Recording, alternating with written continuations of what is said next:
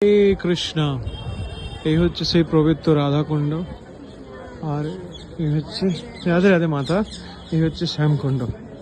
তো আমরা সবাই জানি ভগবান যখন অরিষ্টাসুরকে বধ করলো, অরিষ্টাসুরকে এই হচ্ছে সেবা, যে সবাই স্নান করেছে আর উনি এভাবে সেবা করছেন যাতে ফুল টুল না পড়ে।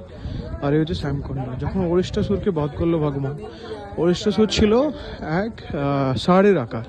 যখন রাধারানী গোপীরা বলল যে তুমি এক গো হত্যা করার পাপ লেগেছে তোমার, এই হচ্ছে সে শ্যামকুণ্ড, তখন বলে যে তোমাকে পবিত্র নদীতে স্নান না করলে তুমি শুদ্ধ না। তখন শ্যাম ভগবান কি করলো, তার পায়ের গোড়ালি দিয়ে এই কুণ্ড তৈরি করলো এবং সমস্ত পবিত্র নদী এসে এই স্থানে মিলিত হলো। এবং যখন এখানে মিলিত হলো তখন শ্যাম আর তার ভগবান কৃষ্ণ আর তার সমস্ত গোপসকরা স্নান করলো।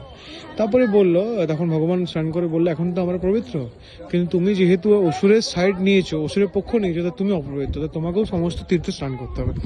তখন রাধারানী আর তার সখীরা এই কুণ্ডের ঠিক মাঝখানে এক ছোট কুণ্ড আছে, যেখানে তার হাতের যে বালা, সে বালা দিয়ে রাধারানী তার সখীরা মিলে এই কুণ্ড নির্মাণ করেন। এবং ভগবান এবং তখন ওরা কি করে, তখন গোপসখীরা মান সরোবর থেকে গোপীরা জল আনে, কিন্তু সেই সময় দেখা যায় যে যতই জল আনছে ততই জল কম পড়ছে। তখন ভগবান কৃষ্ণ কি করে, এই শ্যামকুণ্ডের পাড় থেকে এসে জল আসে, রাধাকুণ্ডে ভর্তি হয় এবং তখন ভগবান কৃষ্ণ এই রাধাকুণ্ডে স্নান করেন এবং রাধাকুণ্ডে স্নান করে বলেন যে রাধাকুণ্ড হচ্ছে আমার পরম পবিত্র পরম প্রিয় স্থান।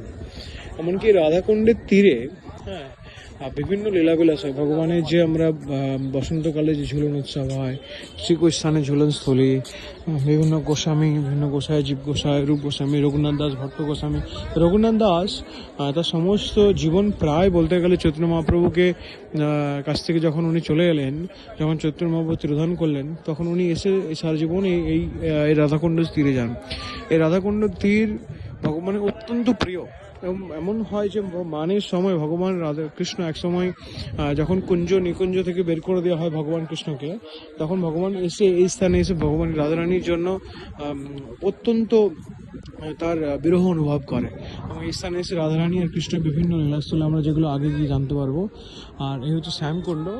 রাধা কৃষ্ণ যখন স্নান করে বলল যে শ্যামকুণ্ডে স্নান করা মানে, রাধাকুণ্ডে স্নান করা মানে স্বয়ং সব থেকে পবিত্র। তখন কৃষ্ণ যখন রাধাকুণ্ডে স্নান করলেন, স্নান করে বললেন যে আমার সব থেকে প্রিয় স্থান হচ্ছে রাধাকুণ্ড।